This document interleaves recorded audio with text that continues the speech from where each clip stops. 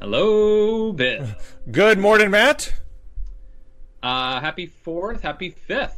So we should say happy 2nd. You know, the proper Declaration of Independence, what John Adams decreed was the true Independence Day of July 2nd. It would be greeted with pomp and circumstances and parade throughout the epocha.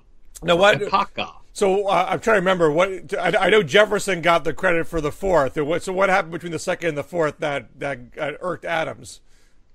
I think that what happened is that that Jefferson wrote it and was ready to rock and roll with it on the 2nd, and then I think they said, well, let's make some edits to this. You know, this is kind of a big deal.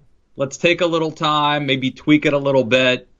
And then I think they signed it on the 4th and sent it to King George. So I think that Jefferson finished it. This is the Matt Lewis version. It's a little bit cloudy, but I think it had to do with finalizing it and tweaking it. All right.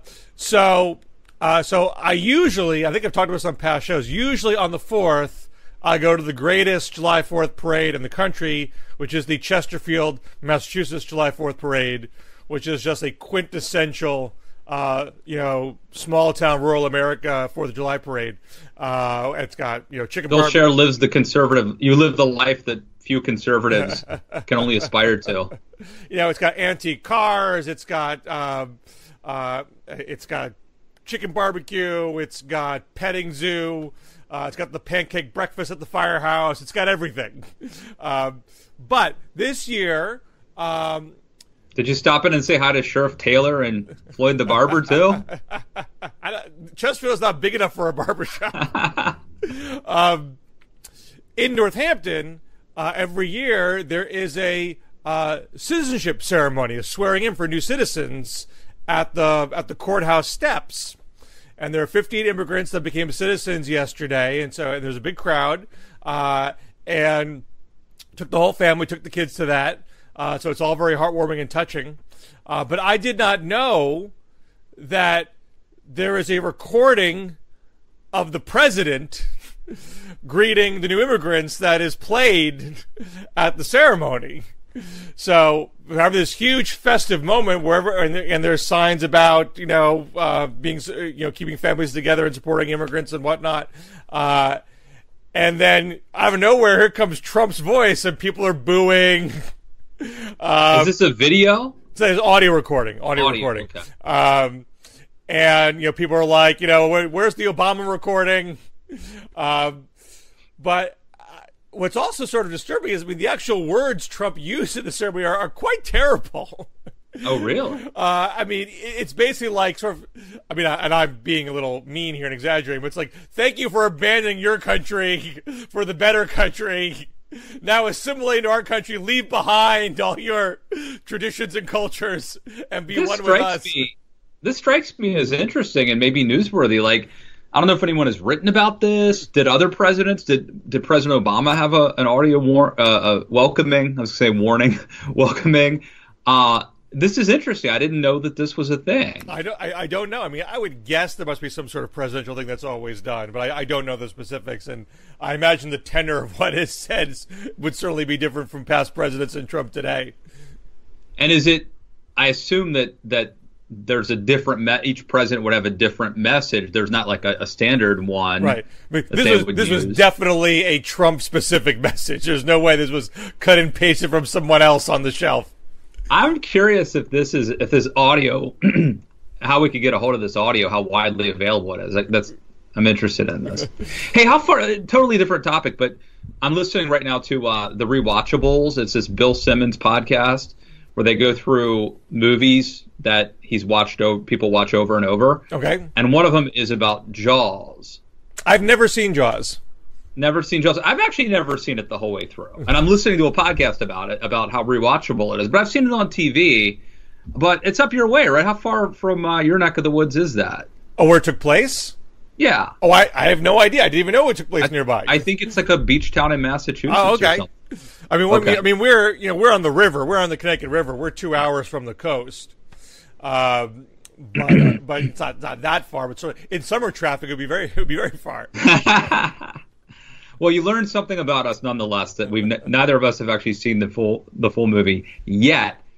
I think sometime I'm going to. I don't know. Should I expose my kids to that or not? Like, our kids really dislike anything remotely scary. Yeah. On a TV show or a movie or even sad. I mean, the kids were bawling in Moana because the lava monster was so scary. And my older kid who just finished third grade, we're hearing like the other kids in her class are definitely consuming a lot more horror stuff and adult movie fare. I mean, my wife was on a field trip. They're talking about The Wire and Stranger Things. That's so messed up, man. You should not let your it's not like I'm like sheltering her. Like she actively would not want to see it. I mean, and she tells me the kids are talking about scary stuff in school. And I don't want to talk about it. So it's not like it's me being protective. I mean, I'm just following her lead. That disturbs me and bothers me that other parents are letting their kids watch stuff. That, I mean, it's one to me. Jaws would be like borderline, but I mean, I showed them Star Wars when my oldest one was 5. My younger one wasn't really even paying attention, and she liked it at first because like Princess Leia, cool. Let's get more Princess Leia. Why are they in the desert forever? Where's Princess Leia? Bring her back on screen. Then after like a few viewings, suddenly she put things together. It's like, wait a second, there's scary things happening here. I don't want to see scary things. Why would you want to spend your day being scared? That doesn't make any sense. Let's go watch something else. Well, man, God love her. It's being a parent's tough, and deciding what they can and cannot watch, and then at some point it gets out of your control. Well, right. That's the other thing. I mean, you can only protect them for so long, and so to some extent, I just want to. I want to show her some things with a little bit of fear in it to say, look, you need to understand, it's just a story. Don't let it affect you. I mean, I'm not going to jam it down her throat, but. Well, what's really scary these days, though, Bill? I mean, to liberals, what is really, really scary is the prospect of Justice Amy Barrett on the Supreme Court. That's a fantastic segue. I don't want to disrespect your segue. Just when you thought it was safe to go back to the courts. But I want to know about your 4th. What happened on your 4th? We had a great time, man. We went to see the Nats play the Red Sox. It was about 1,000,000 degrees. It was an 11 a.m. start, so we made it about 5 innings with the kids. We brought our au pair, who's from France, never been to a game before, of course, a baseball game. So was she bored out of her mind? No, I mean, it's the whole experience, and plus, we didn't stay the whole time. And then we hit the pool, which was fun. I put up some fun videos of that. And now my kids are knocking on my door as we speak. I'm not going to be like that NPR. They're not going to be storming in here. BBC. Sorry. We my wife found a fantastic watering hole up in Brattleboro, Vermont, like on a sort of a slow-moving river. I mean, the water was so warm, it was basically no difference between the outdoor temperature and the water. But before, the kids are like, we want to go to a pool. You're the worst. You're so mean. Why are you driving us 40 minutes to swim outside? And they get there and they love it, But oh man, I'd much rather do what you guys did. That's an experience. That's an adventure. And then, of course, we went and saw the fireworks. Yeah. So into DC. And made it out pretty well. I'm sure millions of people descending upon the mall. We were, of course, in our very elite, rooftop, but still getting out of town, not always easy. Uber rescued the day. See, in Northampton, we have what's called the Family 4th, which is in June. A lot of municipalities save money by not having fireworks on the 4th because it's more expensive to hire the fireworks company than they do it. On off days, and I didn't do it this year. I did the previous year. It's actually a lovely day. To have a nice day in June, and fireworks are good any day. You don't need it has to be on the 4th, but you have to go to Amherst if you want July 4th fireworks. Yeah, I'm just for fireworks anytime, man. They had them. The Nationals had them on the 3rd. I think Alexandria, Virginia does them a week or two later. There's some Alexandria anniversary or whatever. So I'm pro fireworks. I'm pro getting together. I'm pro drinking beer and eating hot dogs. But fireworks on the mall is quintessential. I mean, if you can't do Chesterfield Parade, that not everybody can do, fireworks on the mall is probably a decent second. It's yeah. But you had the quintessential. You have the quintessential wholesome small town, and it's amazing. I love that. That's great. So back to the Supreme Court, because the fabric of our democracy is. You want to hear about fireworks, Bill? The fireworks that are about to take place. You're convinced it's going to be Amy Barrett. I feel like I'm hearing a lot more Brett Kavanaugh today. I'm not convinced. No. If I had to bet, I would bet on her. But it could be any one of maybe 5 to 7 people. If I had to bet, I bet on her, but I'm not convinced. I do think I feel like Brett Kavanaugh would be a buzzkill. Like, I really feel like if Trump picks Kavanaugh, which he may, that would be kind of a letdown. Now, explain this for everybody outside of the conservative bubble. Well, everybody on the list is Federalist Society approved. Almost everybody is on record, it's some, if they're not like explicitly on the record hating Roe, like we all know what's said behind closed doors. I have no idea what you're talking about, Bill. Why would a conservative say, "Oh, you don't hate abortion just as much as this person. You only hate it like 98% and not 100%. You're no good." What's not to like about infanticide? Why would there be any gradation between these picks here? Well, I think a couple things. So first of all, I think you make a valid point that in a way this is an embarrassment of riches. Like when John Roberts is our like biggest concern, you know what I mean? Like that is evidence that things are going well on the courts.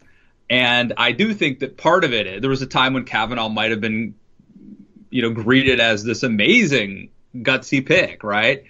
I think that there's a sense that Kavanaugh is an establishment kind of guy. I think I've heard sort of just, from people in the know that they don't necessarily trust him. Whereas I think Barrett, because... I mean, Kavanaugh was on Ken Starr's impeachment squad. But so was Lindsey Graham. I mean, you know what I'm saying? Like people change, and well, Graham was in Congress, right? But he was on the impeachment squad bandwagon, and so was like Mark Sanford and a lot of people, as I recall, were who may have different philosophies on different topics. Mm-hmm. But I mean, I also think some of this is not fair. It's identity politics or reverse identity politics. But I do think that Republicans, so you had Harriet Miers, who was a bust. So you have to go back. I think that story's been forgotten. That's an incredible story, Harriet Miers. Yeah. I mean, Harriet Miers was George W. Bush's White House counsel. I mean, we talk about Trump being a cronyist when he makes appointments. But this was Bush's second Supreme Court pick. It's after John Roberts. And John Roberts was sort of a classic pick in that he had a very minimal paper trail. Ever since Robert Bork was defeated, the MO for conservative nominees was, don't show your hand. If you give too many targets for liberals to attack, you're going to derail this nomination. So you got to keep things close to the vest. And Roberts was in that mold, and it seemed like conservatives had gotten fed up in that. Come on, we're riding high here.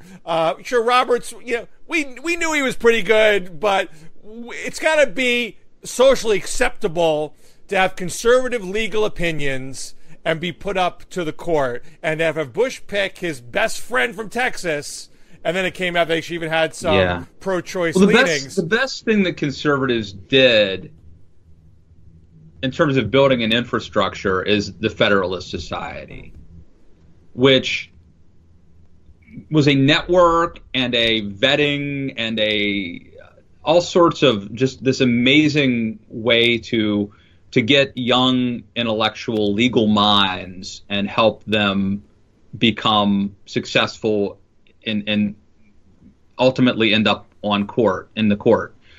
And it's wildly successful, and it makes me wonder, like, what if there had been a Federalist Society for like healthcare public policy wonks. You know, like would we have actually had people ready to reform, you know, the healthcare system? But this is the one area that Donald Trump has been able to successfully outsource selection. He has been much better, I think, as a result, because the conservative infrastructure was there to help him with these really qualified justices. But it was a product of necessity after what happened to Robert Bork, and then the attempts to take down Justice, who am I thinking of here? After Bork, Kennedy, Clarence Thomas. Oh, Thomas. I'm sorry. Thomas. So the Bork and so anyway.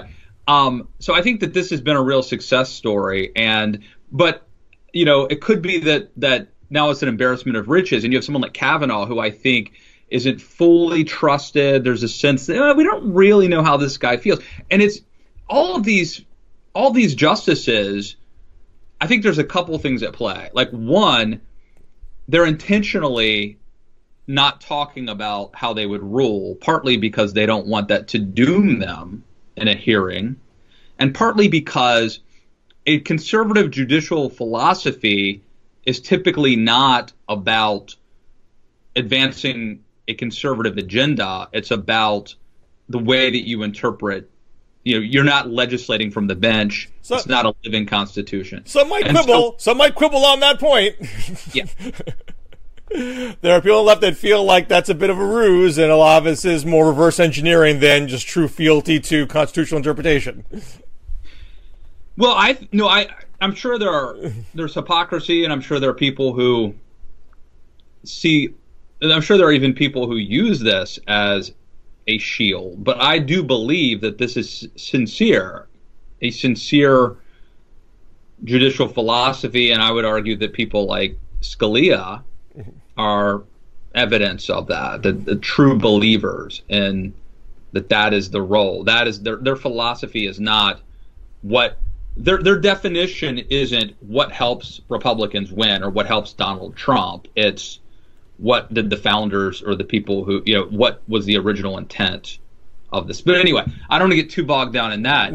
I just think that the last point I'll make about Kavanaugh is, and this is sort of reverse identity politics or identity politics, but I just think because you got, you know, Reagan picks Sandra Day O'Connor, first woman on the Supreme Court.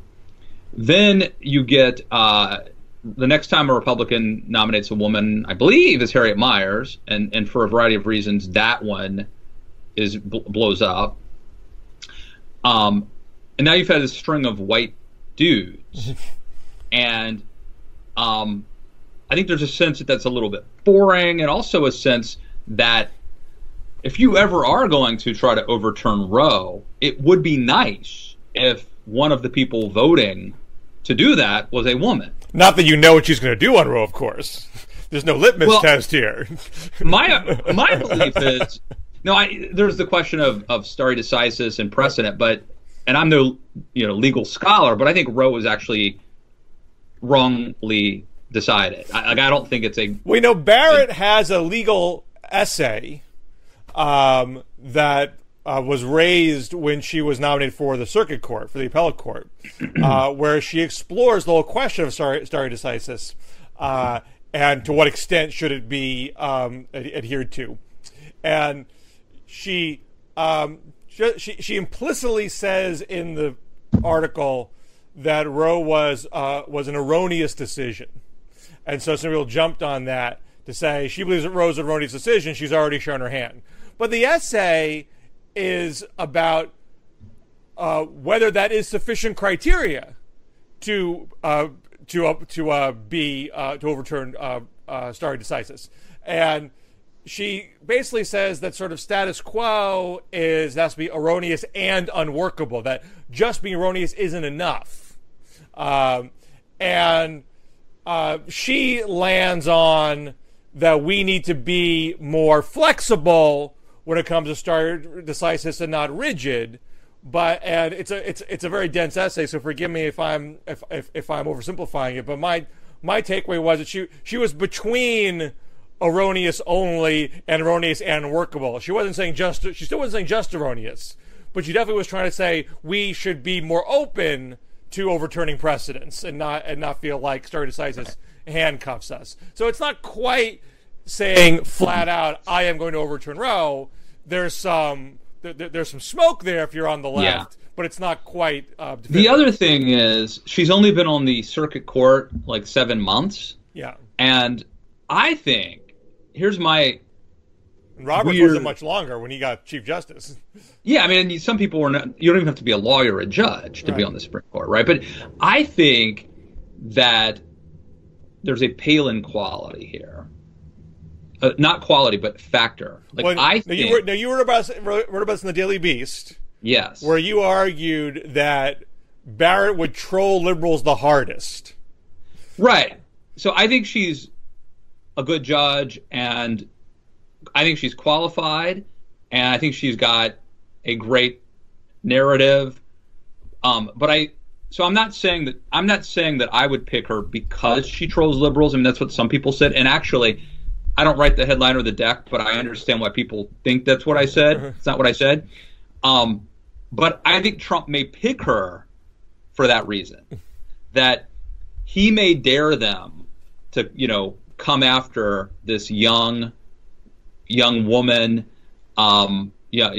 relatively young, who has adopted like 2 kids from Haiti, and so why would, and try to take her down. He's trying to elevate a woman, and they're trying to destroy her. I could see Trump wanting to sort of play into that culture war, because I think he thinks he wins in the court of public opinion on that. I could see thinking that liberals will get trolled because she's part of this religious group. What's it called? People of Praise? People of Praise. Is that what it's called? Yeah. Because, and I don't think that Democratic elected officials would do this, but certainly, I mean, you've already seen some folks sort of try to treat this as kind of a cult-like organization, although there's been some articles in Slate and elsewhere saying, that's not really it. It's not cult-like. Richard Painter. Right, Painter, who's the former Republican, now running as a Democrat for Senate in Minnesota, he kind of went hard on calling it a cult, and Slate was kind of putting the brakes on that. But certainly, any kind of, quasi-secretive religious organization certainly pushes certain liberal buttons. But you seem to suggest that liberals will be mad because she has a lot of kids. I don't think liberals are going to care about that so much.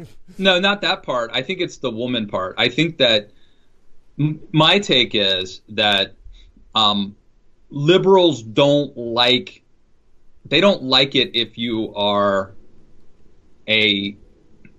so like, I'll put it this way. I think that Miguel Estrada, who is a Hispanic judge who was defeated, who might have ended up on the Supreme Court had he not been. I think he was trying to get on the D.C. Circuit Court. Right. He was being queued up. He was being queued up for Supreme Court. Right. And I think that they view that as dangerous. I think liberals who identity politics is very important to them. They want to own the Hispanic vote. They want to own the women vote. And so I think that they perceive the elevation of, now, first of all, the fact that she's young matters in the sense that she could be on the court for 50 years, or at least 40 years, right? So that matters, like, empirically that matters. But I think in terms of perception, putting a young female conservative on the court threatens the identity politics feminist argument a little bit, that Donald Trump would be elevating this woman to the Supreme Court. I just think that triggers them. And I tell you what, I think Donald Trump may enjoy that. But I think a normal Republican politician, this is where Trump actually could be better than a normal Republican politician. I think that Sarah Palin, and don't get me wrong, Barrett is very, very different than Palin, right? For obvious, I mean, in terms of academic, cachet and experience and so many things, these are totally different women. But 40-something woman, a bunch of kids, part of a religious, what could be perceived as a religious, extreme tradition. And I think they see it as threatening. So I think if it was Mitt Romney, I think some of this pushback might scare him away from picking Barrett. With Trump, I think actually he might say, bring it on. Well, I don't think people on the left are that thrown at this point by, the woman who's going to overturn Roe, or the African American who's going to negate the Voting Rights Act, or the Latino who's going to defend Trump on immigration. We've seen this game before. Yes, Sarah Palin is one example. Right. Clarence Thomas is one example. Right. Miguel Estrada is one example. All these examples have something in common. I mean, Estrada was nominated by Bush, who was pro-immigration, so I don't think that's the same kind of thing. But you would probably get certain people, again, not elected officials, not professional Democrats, but you're talking about random posts on social media. Someone's going to say, Amy Barrett's going to betray women, for example. That's right. I don't think any Democrat or progressive or liberal feels that it's hard to oppose a woman on feminist grounds, because they look at it in terms of the issue and not the person. This is the case where it's not about identity politics. We're not saying your identity trumps all. I think they're harder on conservative women, is my argument. Not that they would go easier on them or have a hard time attacking them. My argument is that they will be. I think. But you seem to suggest that they'd be a little kind of, they'll lose their minds a bit. Yes, I think liberals would be happier with the boring white Judge Kavanaugh. I'm saying I don't think they're going to lose their minds. I think that they would oppose that person on the same grounds they would oppose anybody else, and you might find certain individuals in the broader social media sphere that might have a bit more edge in that regard. But I don't think. And I should probably say there's a difference. I'm sorry to interrupt. I should probably say there's another woman who's being looked at here in Donald Trump's binders. And then there's is it Indian American? Is it Thapar? I don't know how to pronounce it. I don't pronounce the name either. This is the judge that Mitch McConnell is backing. He's from Kentucky. So that would be an interesting pick too. And I would not actually be surprised if Trump went that direction as sort of a middle ground and throws everybody off, and it's a complete surprise. And what's one thing that I do find interesting about Trump here, and I don't expect a surprise here, just based on the Gorsuch example. That wasn't a surprise either. It was a surprise. Hardiman and Gorsuch were equal up until, and even remember Gorsuch was on the short list. He was not an out of left field pick. Yeah, no, you're totally right about that. But I think that Trump was very intentional about letting it be a surprise. He wanted some reality TV drama, but it's still people on the list, on the vetted fellow society list. Whereas for almost any other pick, he could go Ronnie Jackson on you. I talked to my driver; he'd be great on the court. Let's see what that guy does. That speaks to my argument about the importance of the Federalist Society and why. Yeah. Well, not just. I mean, that's a large part of it. But I think that there is a understanding by Trump that goes back several years that if he was ever to pull this off, he needed rock solid support from social conservatives. And it can almost, and that's something I talked about on the show before, like in many other respects, he will screw his base, he will zigzag, he'll flip-flop. Not when it comes to social conservatives, and when it comes to judges, he's not made sudden moves. He's been by the book and keeping the social conservative base happy, because he knows if he loses them, then he's in real trouble. But do you think that's specific to social conservatives? Yes. Or do you think that's just the judicial lane? No, I think it is. I think it is social conservatives. I think the other class of Trump supporter, which is the cult of personality. I love Trump because he's Trump. Like the kind of person that says, "Oh, I work for Harley Davidson, and he's sending my job to Europe, and I don't care because I trust him, and he's a smart businessman." Like, Trump can screw that guy, and that guy's not going to budge. A social conservative, if Trump dared to pick guy he met on the street, guy who works at Mar-a-Lago. His sister. If he picked his sister, the social right would go nuts. There would be screams of betrayal by people who have stuck by him on the. So you think right. they actually could abandon him? That they would actually abandon him? I think they would. I mean, I talked to Steve Strang, who wrote God and Donald Trump, and one of the. This is a guy who was a cruise guy, like a lot of religious conservatives were, and the message that came to them. Delivered by Mike Huckabee in particular, also Ben Carson, was this guy's going to listen to us. This guy listens, which is the opposite of the narrative on every other respect, which is Trump doesn't listen to anybody. Trump doesn't care what the elite says. Trump doesn't care what his advisors say. He's going to do what he wants. Social conservatives have the message that he will listen to us, that we will be at the table in a big, big way.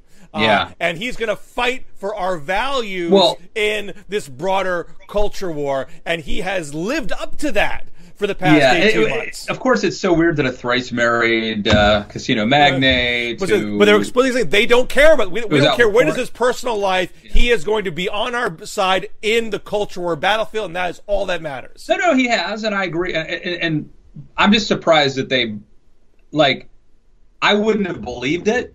I would have thought it was BS, but they believed it, and it did turn out to be true. And I would say what you will about the evangelicals and the social conservatives, but if they view this as transactional, they are. I mean, they're getting something for it, and the judges. This is not a small thing, right? I mean, this is no small thing. Well, just so I talked to Steve Strang. I would say this. I think that.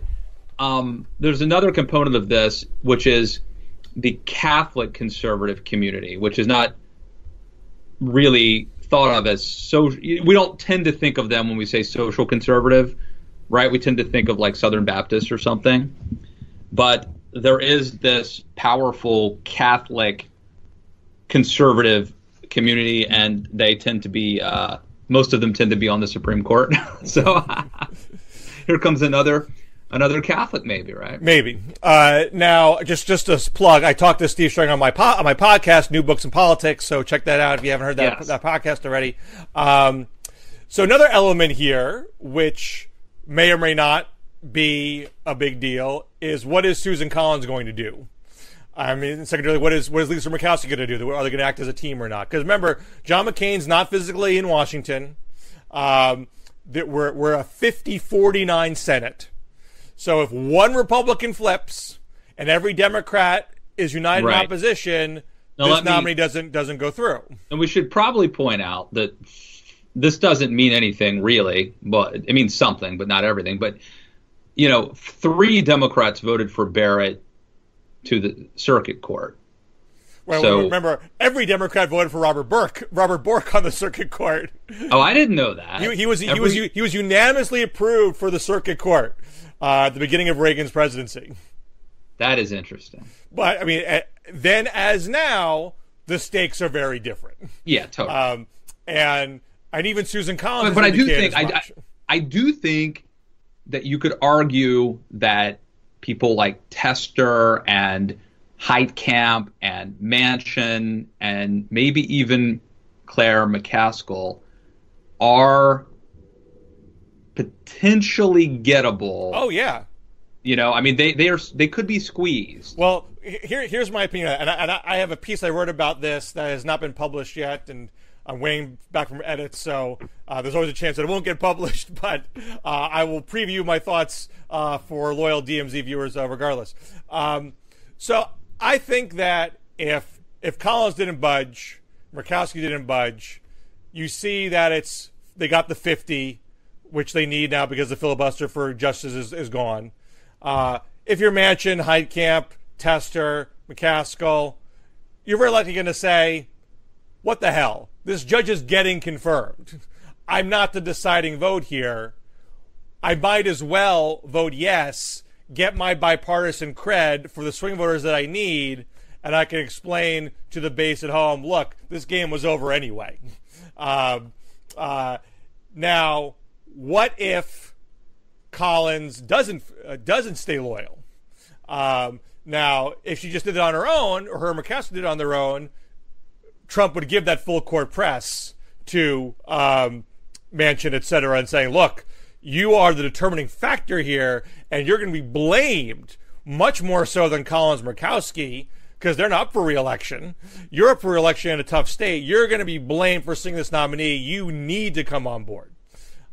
So my advice, which I lay out in this unpublished column, to Collins in particular, is if you mean what you say, and she has not said, I have a litmus test on Roe.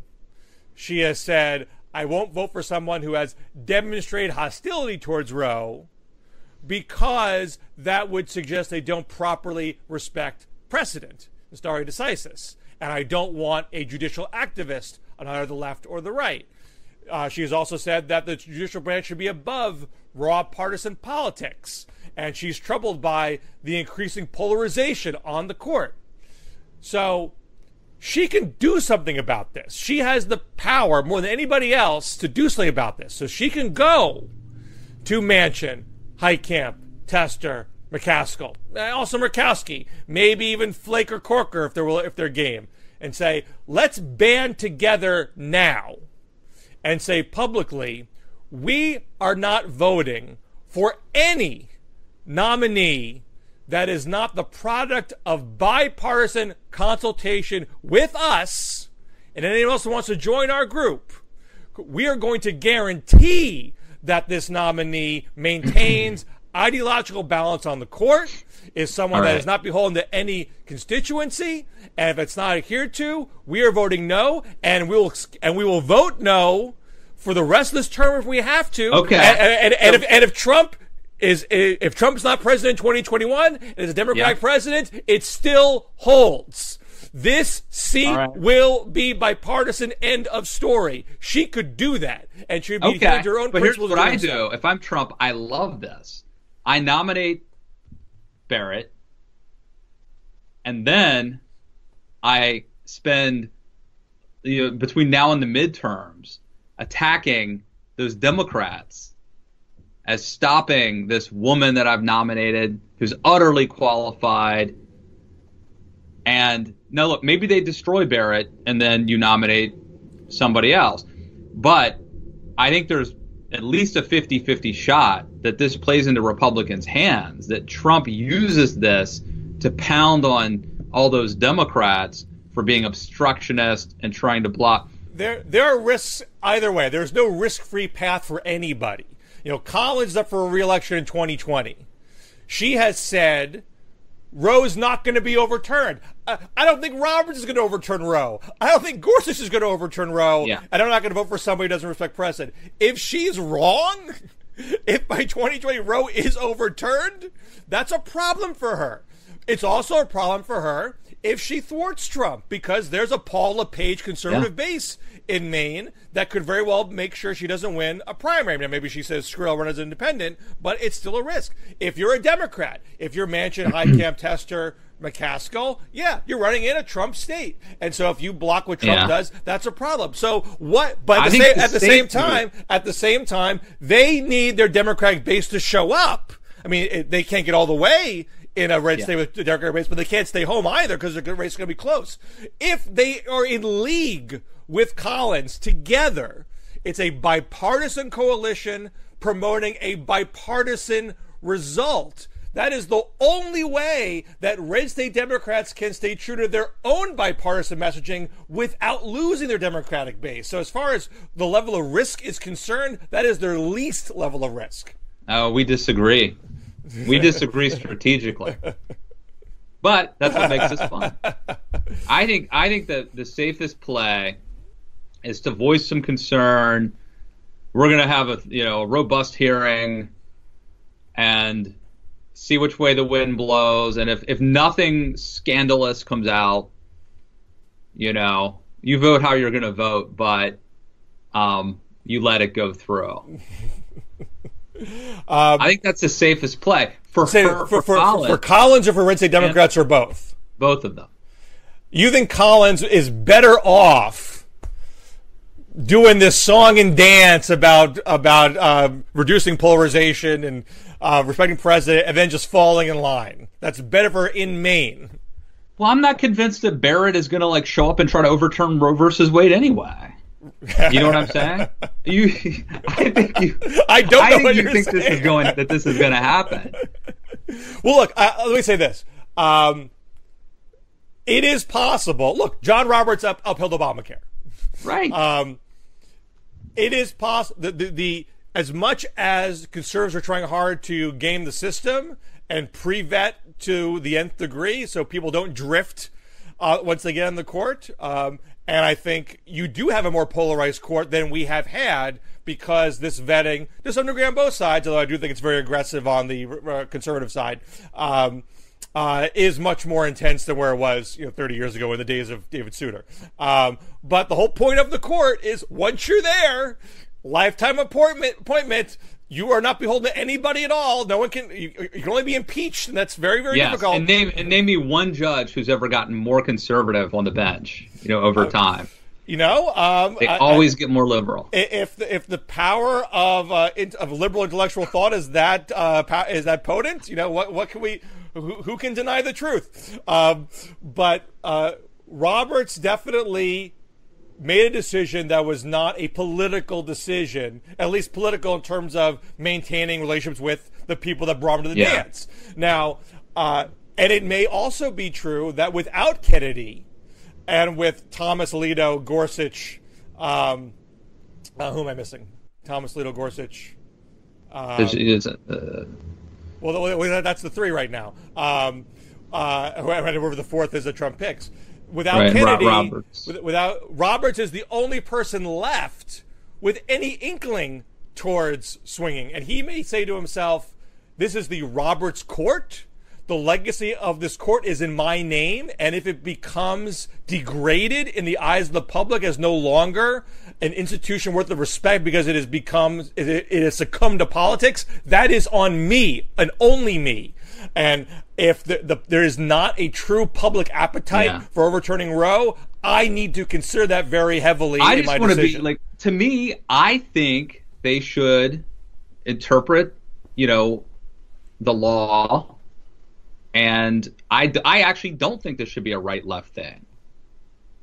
To me, I do believe that there are different judicial philosophies that do not track necessarily with ideology in the sense of partisan politics, right? But your argument is more that if the decision was erroneous, period, it should be overturned, not extra criteria put on top of that. Well, look, I think it's sort of like the tie goes to the runner. You know what I mean? Like if it's questionable, maybe you stick with precedent, but I don't think you should stick with a bad law or, based on the fact that it's been around or that other courts have upheld it, because there's been a lot of horrible Supreme Court decisions, Dred Scott, so I mean, like, just because the court ruled on something doesn't mean that it's the correct decision. Well, I mean, the counter argument is that if our court decisions sway in the wind based on elections, the court loses legitimacy as an independent arbiter of what is constitutional.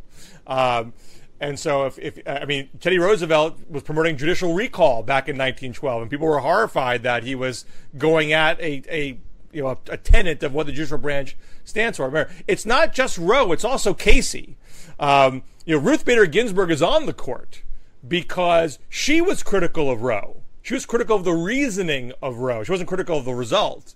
But that's why when Bill Clinton went to Orrin Hatch and said, I'm really stuck here. I don't know who to pick. Cuomo turned me down, and Bruce Babbitt, I'm having problems with him. What can I do? Orrin Hatch said, Ruth Bader Ginsburg, she's a straight shooter. She's not someone who's just knee-jerk left. And she's more left than what I would want, but she is a independent jurist.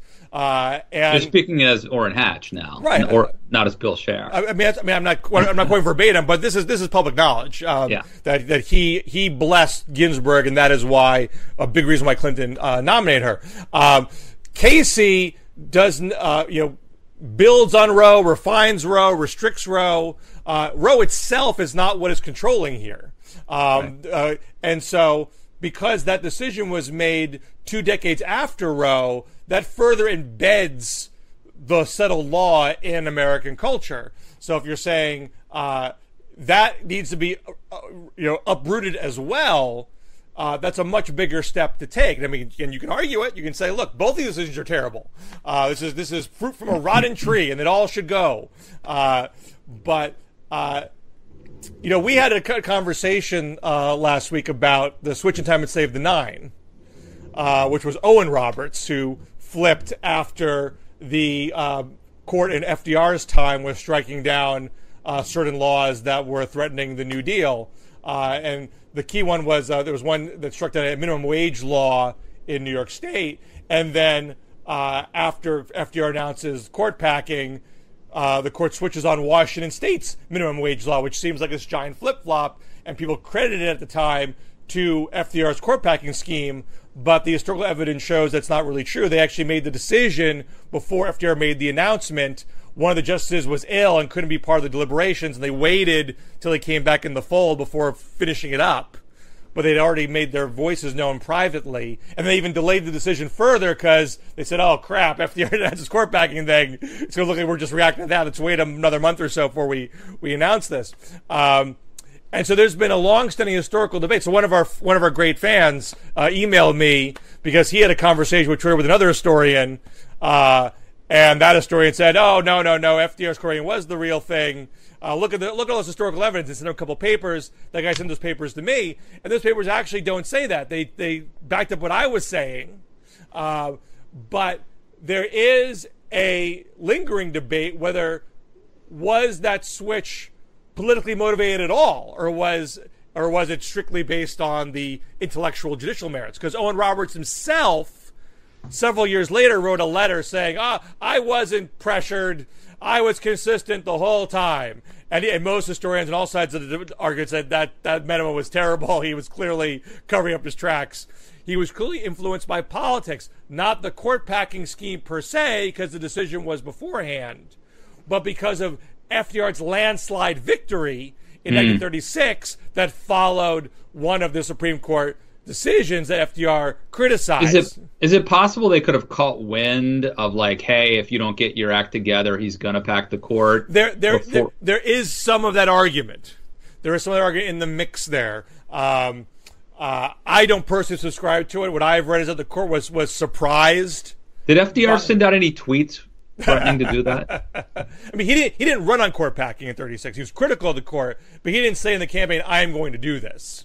But there definitely was a concern of the court of what may happen if they maintained so far afield of where the public sat. And so I think there's a strong argument that they were swayed by that. And it very well may be, look, every poll says that people want Roe upheld. They may want restrictions. They may want some flexibility at the state level. They don't want to see Roe completely overturned. And that could very well weigh on Roberts or anybody else for that matter. And so you and I can't say for sure, but if you want to play the odds, considering how well vetted these things have been, Roberts said back in 1990 in a brief, Roe is wrongly decided and should be overturned. He is on the record of saying that. You wouldn't want to put a whole lot of faith in stare decisis here. Well, look, I mean, everybody's talking about Roe, but as you suggested by mentioning Casey, I mean, we just saw several decisions handed down the other week that are very important and do not impact Roe specifically. But so, if we get a Barrett or, even a Kavanaugh probably on the court, even if Roe isn't overturned, you can just imagine you're going to see a lot of 5-4 decisions that go conservative ways. And I think all those other decisions are probably underrated or undervalued now because everybody's focused on Roe. I know you probably have to run. I do want to talk about one other topic before we go because I'm self-promoting. I criticized Abolish ICE in my Real Clear Politics column on Monday, and got a fair amount of guff for it, as you might expect. And there's been a number of pieces about how the Abolish ICE folks are kind of out to lunch, and or most of them are along the lines of this is not politically smart to do it. It's going to hurt Democrats in purple and red areas if they do this. And that's not my argument. I'm not saying that's wrong, but there's no polling on Abolish ICE, so I didn't want to just do a presumptive argument there. My bigger complaint is the Abolish ICE advocates don't have an actual policy prescription. You go to the Abolish ICE website, there's literally nothing as far as what they want to replace it as. There's even some disagreement whether it should be replaced at all. Some folks say, we can go back to the INS under the Justice Department where it was in 2002 before ICE was created out of the INS and moved to Homeland Security. Some people say, hey, INS wasn't so great either, so we should not. The whole notion of deportation is fundamentally flawed. And, Obama was wrong to do so many deportations of criminals because even felons have families. That was said in a column by someone from the American Friends Service Committee in the Washington Post earlier this year. So there's this inherent mushiness and vagueness about what is they actually want. And why are they pushing something where they don't really know what they want, what their policy end game actually is? Because their end game is not really policy, it's political. It's to smoke out establishment Democrats and oust them as Ocasio-Cortez did for Joe Crowley. Yeah. Before Abolish ICE, Democrats were united on immigration. They all hate Trump's policy, and they're all for the policy prescription from the 2013 Senate bill, which was a pathway to citizenship for essentially every undocumented immigrant, save for those who have serious criminal records. If you are giving essentially every undocumented immigrant a pathway to citizenship, ICE would not be deporting them. You don't need to abolish ICE if everybody here is staying. There's already agreement on that. You're not going to abolish ICE before Democrats are in power because Trump's not going to sign legislation to abolish ICE. And once Democrats are in power, they're going to prioritize this legislation as they did in Obama's second term. Yes, they didn't do it in the first term because, one, they were doing the economy, they're doing healthcare, they're doing Wall Street. It's not that they weren't busy. They did try to DREAM Act in 2010, and it got scotch with the help of some Democrats. Democrats were not as united on the subject in 2010 as they were in 2013 when they did pass a bill in the Senate that was even more comprehensive than the DREAM Act. And with the attention this issue has gotten, if Democrats win the White House and Congress in 2021, that is number one on the agenda. And if that's number one on the agenda, you don't need to abolish ICE. It's only there to drive a wedge through the Democratic Party, not to advance any kind of policy prescription. I'm inspired, Bill. That was a hell of a rant. And I think you're totally right. You've smoked them out. Between you and me and the 10 people that comment on my Twitter feed. Well, I don't know how many people listen or watch this, but they're really smart. They tend to be. We have a great listenership here and viewership here. The people who do are top notch. What drives me insane is Ocasio-Cortez, when you push her, she says, I'm not saying we should go back to INS, but she often points to INS. Why are you saying there'd be nothing on the books? We had INS before. It's on her website. She tweeted that. People on the left hated the INS for years. This is like audit the Fed and Ted Cruz wanting to get rid of the IRS and Rick Perry wanting to get rid of three departments, one of which he now runs. I mean, in so many ways, Democrats are now doing what Republicans were doing 5 years ago, right? I'd be more precise, because it's not all Democrats. There are a number of Democrats who are backing off of it, and even the Democrats who are getting on board with it, like Kirsten Gillibrand, Elizabeth Warren, they're very careful with their language. They don't just say abolish ICE. Gillibrand says we should get rid of this and start over and reimagine ICE. They want to have a degree but they don't want to tell you. But they don't want to tell you what they've reimagined. That's right. They're giving themselves wiggle room for the future if they are a presidential nominee, so they can recalibrate and talk more specifically going forward. But I I think almost everybody knows that just Abolish ICE as a platform is woefully insufficient to run on in a serious election. But if you go back to the INS days, people say now, well, INS wasn't great, but it's not as militarized as ISIS under Homeland Security. People were calling INS militarized in 1992. Cheech and Chong's Born East LA was 1985, which got turned into a movie after the music video. And that came out of a news story of a young child who was deported wrongly back then. And that's what motivated Cheech to write the song. I saw that movie in the theaters, Bill. I saw the video, but never the movie. Is it a good movie? No, it's not a good movie. I was 11 years old, but I don't think it was. And I'm not sure why I went to see it, but I saw that movie. Well, the music video holds up. That I can say. That's my ending rant for the show. Anything you want to say before we sign off? No. Nothing to plug? You can follow us on Twitter at DMZ Show and listen to my podcast, Matt Lewis and the News. And we'll be back here next week. All right. All right. Till then, sir. You guys. Take care.